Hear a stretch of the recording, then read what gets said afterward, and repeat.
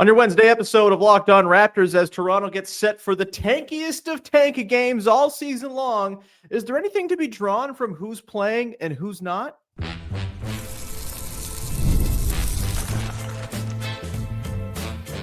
You are Locked On Raptors, your daily Toronto Raptors podcast, part of the Locked On Podcast Network, your team every day. Hey, what's going on? And welcome to another episode of Locked On Raptors, part of the Locked On Podcast Network, your team every day. It is Wednesday, March the 26th, and I'm your host, Sean Woodley. I've been covering the Toronto Raptors now for 11 seasons on various platforms. You can find all my work over on Blue Sky. You can find the show on Instagram, and you can join us in the Locked On Raptors Discord server. Link in the description of the podcast. Come hang out. It's free to join. You can also, for free, sign up for the Locked On Raptors newsletter. Original words from me 5 days a week about your local basketball team. 100% free. You get Katie Heindel League at Large pieces. Josh Lloyd fantasy tips as the playoffs are roaring on in fantasy basketball. You, of course, get Michael Shearer every Thursday with basketball, poetry, too. And it's all on the house, baby. So go subscribe. It's much appreciated when you do. Been a nice little surge of subscribers and readers over the last couple weeks as well, which is shocking considering the state of your Toronto Raptors. All right. Today's show is brought to you by our friends over at Game Time. Down the Game Time app, create an account, use the code LOCKEDONNBA for $20 off your first purchase. And we are off and running here on a Wednesday edition of Locked On Raptors as we get set tonight for Raptors Nets. The game everybody's got their dial set to, baby. Get your PVRs ready. It's the tankiest game you'll ever see. Of course, the Raptors have a lot of incentive to lose this basketball game. And we're going to get into who's playing in the game, who's not playing in the game, whether it means anything. Interesting. Is there something here? We're also going to get into RJ Barrett and the sort of bigger question of RJ Barrett, the fit within this team. And then we're going to finish things off about talking about some mid-ex-Raptors saying some weird things about Canada. We'll do that because I guess we have to. But off the top, let's get our guests here. It's Big V, Vivek Jacob from Sportsnet, Raptors in 7. How's it going, pal?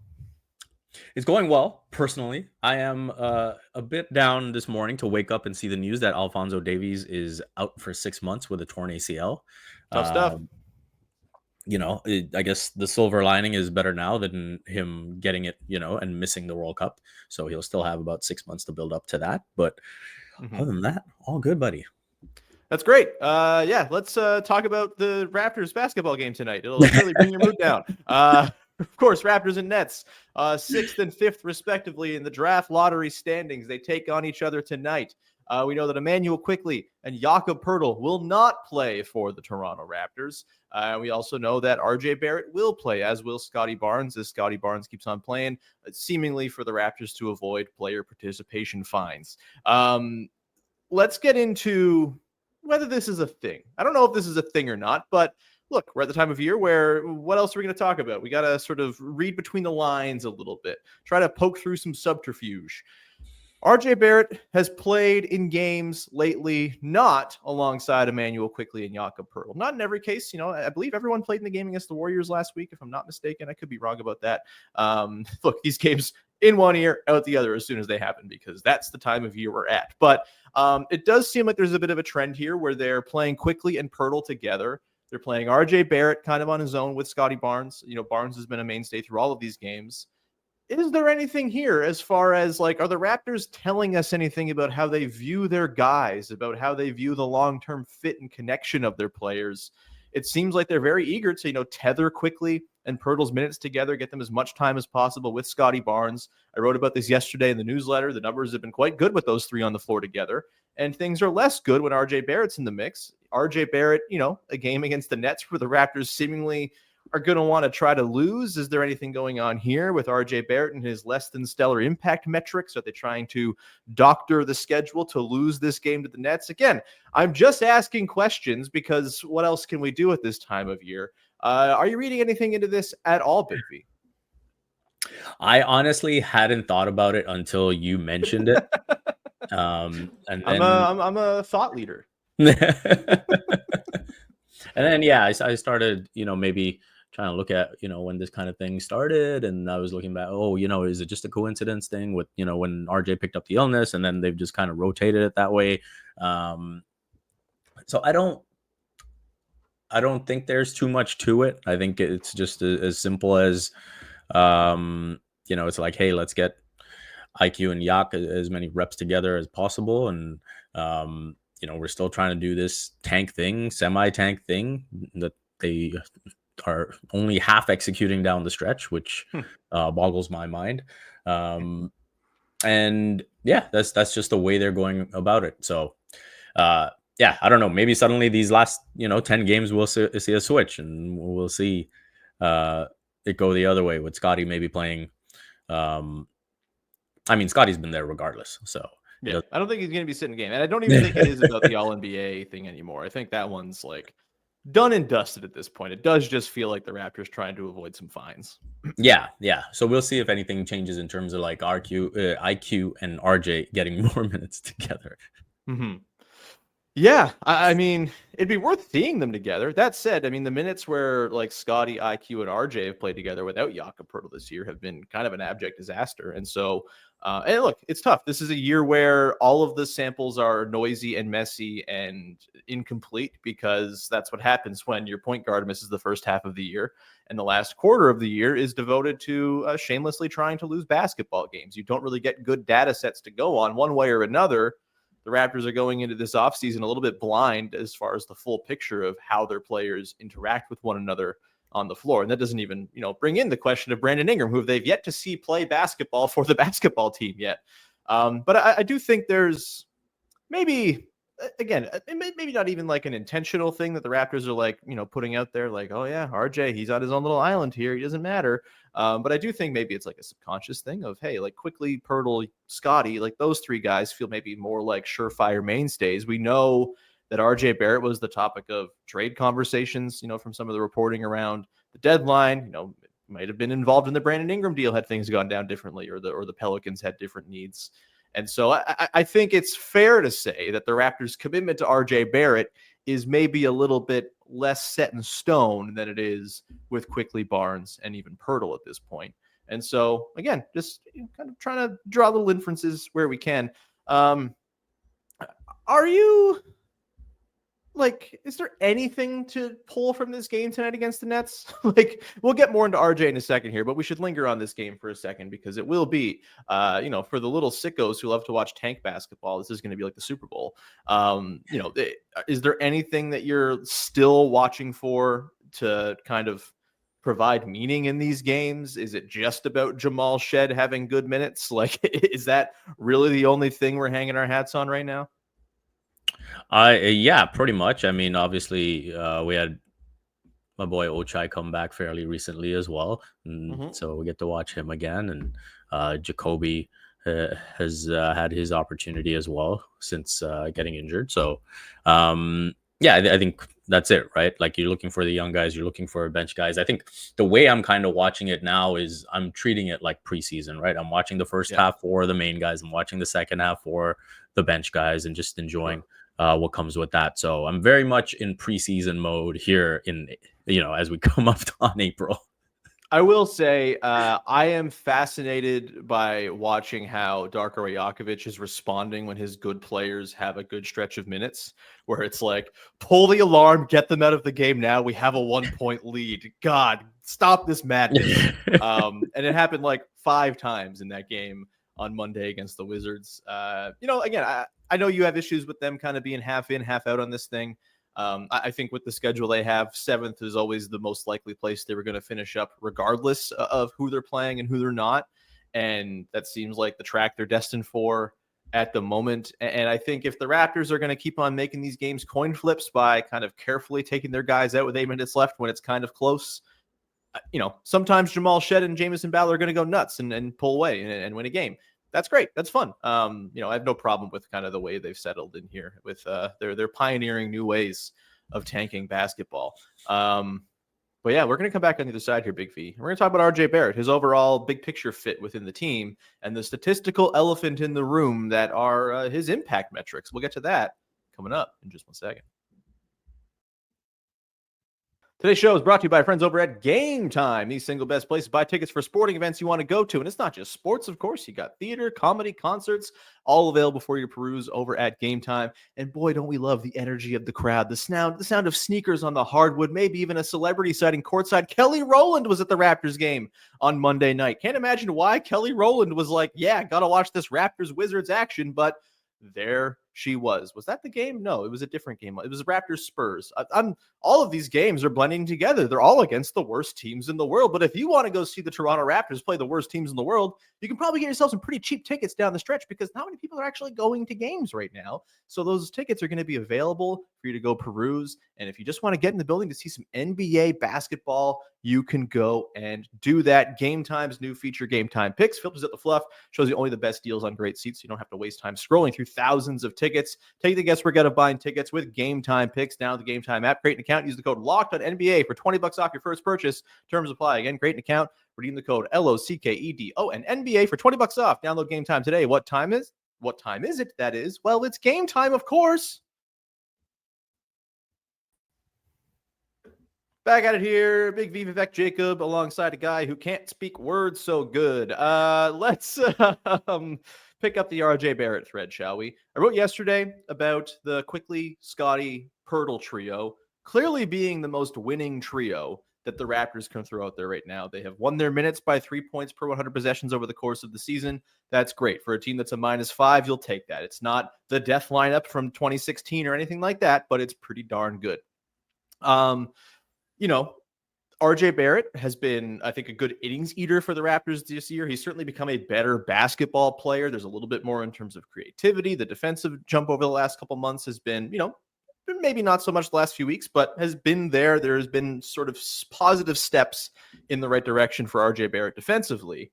And yet the numbers just do not like when the Raptors play the BBQ trio plus Jakob Poeltl. Those guys together have a -8.4 net rating on the season, and only like 292 possessions is not a lot of time they've played together, but it's something. And in those minutes, the Raptors have a 4th percentile offensive rating, like 103 offensive rating. Stinky, no good PU. What are your sort of thoughts on the Barrett fit? Do you put much stock into the on-court metrics, the sort of impact metrics from this season? Obviously the stats from this year are a big mess of noise, but I do think it's worth at this point at least discussing what it all means, especially as they go into an off season where there may be some tax considerations depending on where they pick. The RJ Barrett trade thing, I don't think is going anywhere, as much as, we'll get into what we think the Raptors should do with RJ Barrett and why just trading him for parts is probably not the move. But, where are you kind of at on just sort of your temperature check of RJ Barrett's fit within this team, especially once you incorporate Brandon Ingram, of course? Yeah, I think the big thing with looking at how the pieces fit alongside Quickley, Scotty, Yak is just understanding what type of, player archetype would go best. And for me, it is more of a low usage, top defender type, I feel like the term 3-and-D is a bit outdated at this point, because you've got to do so much more as a 3-and-D player. Yeah, you have to be able to dribble and stuff. Yeah. Yeah, you have to be able to attack a closeout. You've got to have, the ability to finish efficiently at the basket. And I think with that evolution, it has also kind of raised what the level needs to be for, say, someone like an RJ. And so I do think that, in terms of a long-term fit, do I think it's better between Ochai and Jakobi? Probably. And I think that's where you raise questions about RJ. And again, the tax situation coming up, the lack of flexibility coming up. When you think about how many times Bobby Webster has said they've valued flexibility over the last couple of years, and the fact that time is now dwindling down. I think, in terms of what he needed to show this organization, I think he's taken big steps with the playmaking. But I don't think the efficiency has been as good as we might have hoped. and what was maybe teased at the end of last season. Sure. And I don't think overall that the defense has been good enough. Yeah, like there have been a couple nice stretches here after getting called out by Scotty Barnes overall, sure. But yeah, the overall picture of his numbers this year is not terribly favorable. He's a negative player by defensive box plus minus per Basketball Reference. Not the only stat in the world, but it's one of them. He's painted as just like a slightly above average player by value of a replacement player, just worth 1.1 wins, despite the usage he's carried this year. Like that's not like amazing. And yet again, not everybody is going to be beholden to the catch-alls, to the sort of overall advanced metrics. Like that's fine. But I do think when you're evaluating a team, like front offices care about this stuff for sure. And they look at this, they look at how the interaction of players on the floor produces winning or non-winning minutes. And the point is right now, when RJ Barrett's on the floor, the Raptors aren't really winning games or winning minutes. When Quickley, Barnes, Poeltl are, they are winning minutes. And so it might just be as simple as that. We've talked a lot about the sort of complexities of moving on from RJ Barrett, and I don't think they're just going to go trade him for parts, I should say. And I don't think they should, even though I'm less certain of his fit within this team than any of the other core guys. Doesn't mean I think, just first chance you can trade him for a pick and a salary in the summer, you should just go do it. I think that's silly. I think my sort of preferred outcome here is, maybe you look around for an upgrade in the summertime. Maybe there's a pick plus RJ plus prospect package out there to really go get someone who fits the bill of what you need.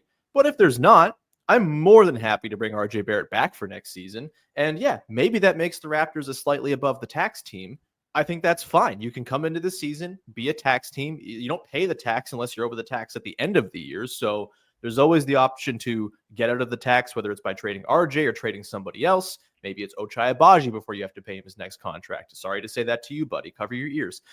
There's all kinds of options for the Raptors if they just kind of kick the can down the road, as it were, when it comes to the tax decision.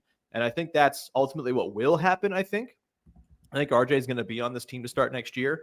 Whether he finishes next year on the team, I think is anybody's guess. And it will depend entirely upon, hey, can the impact metric stuff turn around? Can he fit with Brandon Ingram and Scotty Barnes in that 2-3-4 where there's a lot of kind of mouths to feed?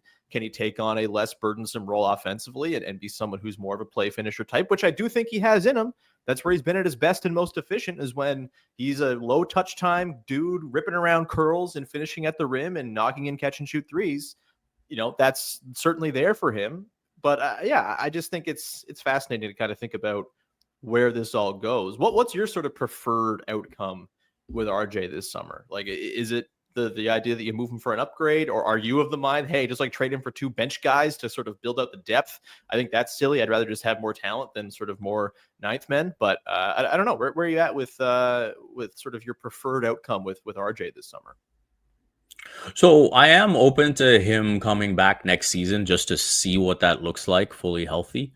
Totally. Yeah. I think if the Raptors do get into the top 4, if they happen to land the top pick, then obviously that changes the tax situation, and maybe that necessitates having to move him. Mm-hmm. And if you are looking to move him, I am open to perhaps getting a veteran player who is starter material, along with maybe a young player that has some pop. And I think that's something that could work.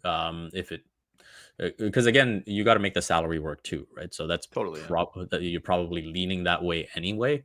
And so I do think, is there kind of that veteran type who is languishing somewhere, who back in a winning situation is able to pop again?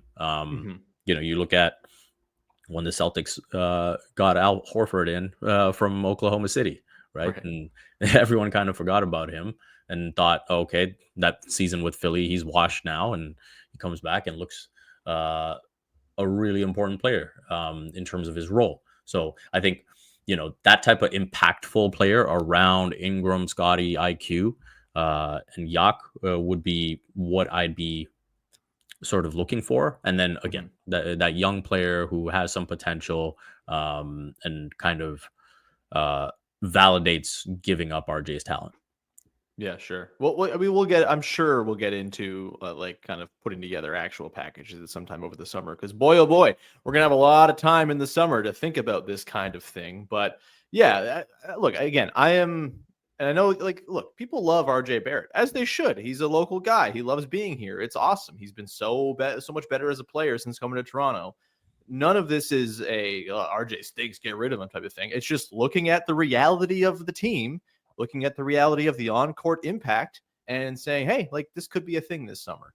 Not to say that it should be if they can't get the right deal. And again, I think I'd probably prefer they just come into the year ready to pay the tax. I do think the whole tax thing gets muddled and complicated by stuff people don't want to think about, which is like, geopolitics and tariffs, and the fact that you have a Canadian company in Rogers that owns the Toronto Raptors, and the tax is punitive. It costs a lot of money. The more tax you pay, the more money it costs you, and like in sort of, multipliers. It's like a Balatro hand. It just gets out of hand real quick.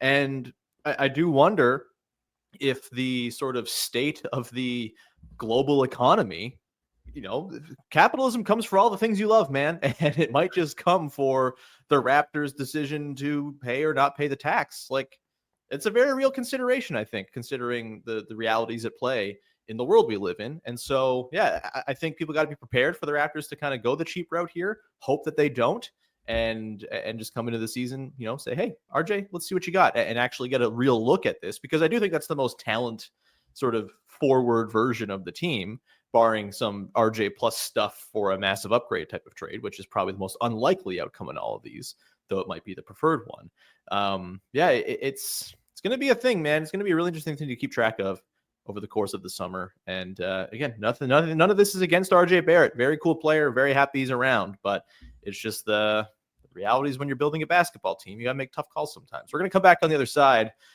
and talk about a thing that I guess we got to talk about. A bunch of former ex-Raptors are going on podcasts and saying things that are silly about Canada. We'll talk about it, I guess, coming up in just 1 second.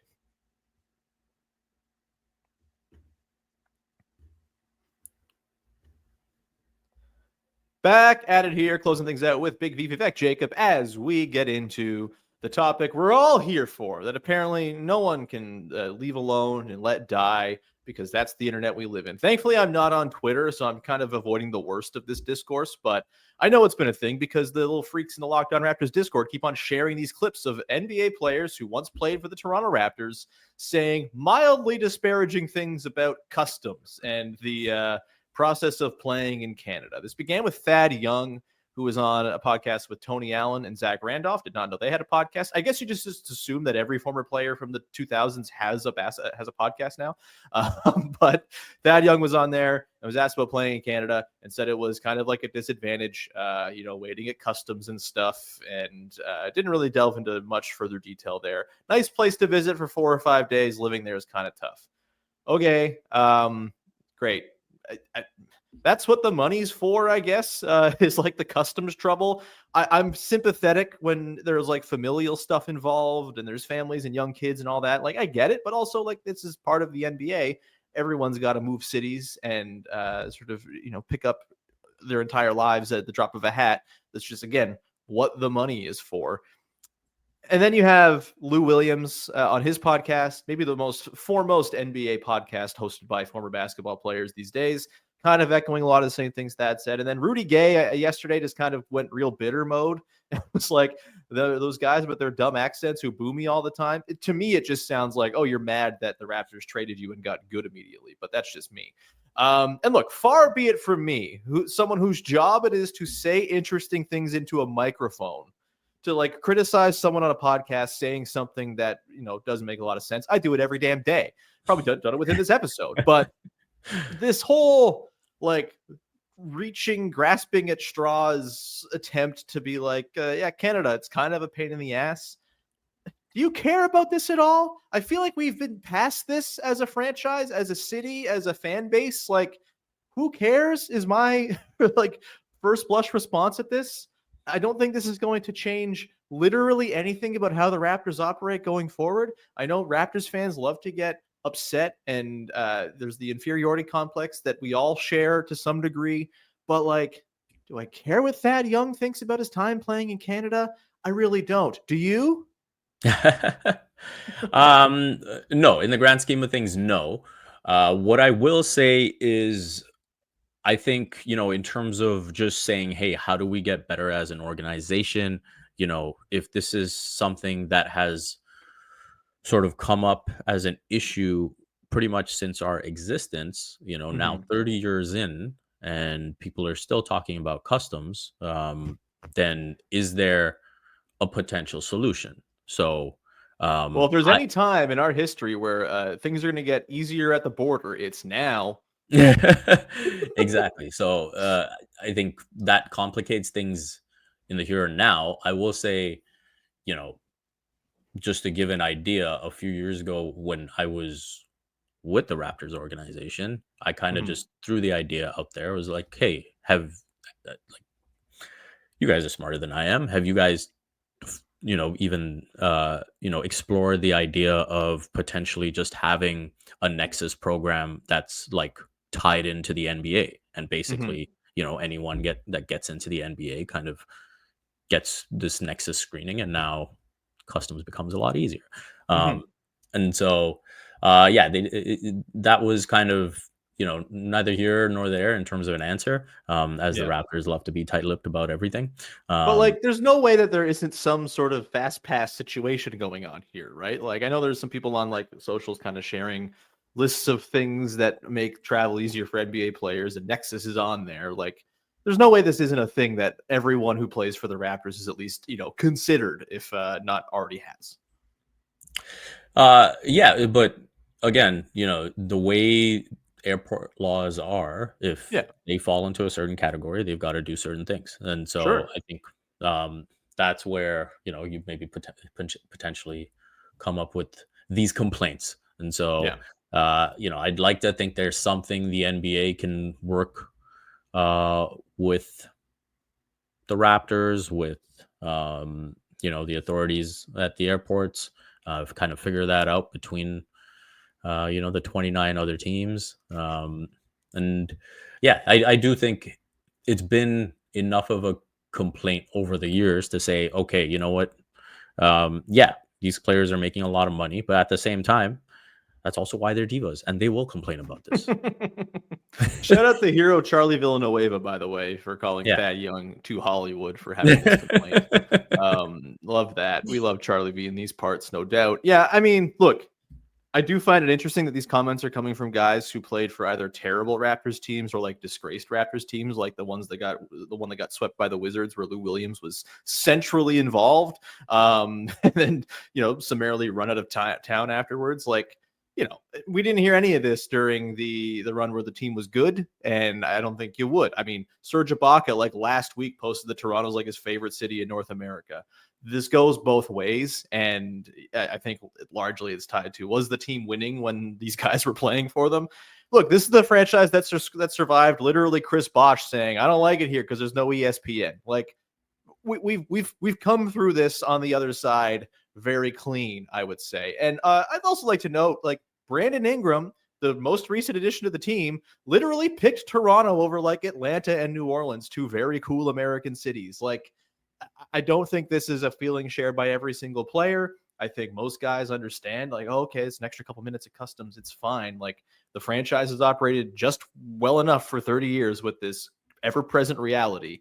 I just don't think this is a thing worth like the attention and concern of Raptors fans. I get it. We love to be very indignant when people say things about Canada and Toronto and all of that. And for some reasons, it's very, very prudent these days. But this one doesn't quite feel like it crosses over that line to me. And it's just like dudes saying stuff on podcasts. It's just how podcasts are made, man. I don't know what to say. It's just people saying things into microphones, and a lot of the time they don't even remember what they said when they finished recording. Am I giving a peek behind the curtain a little bit? Not going to comment on that. Yeah. Any last parting shots here on this one? Again, like, this is not going to change how the Raptors operate. This is not going to change their ability to draw talent. It's going to stay the same as it always has been. This is not a free agent destination. You know what? Neither are 26 other teams around the NBA. If you really look at the history of free agency, it's just kind of dead, and no team goes and gets all the best free agents because it's just not how the league works anymore. It's a league of pre-agency, baby.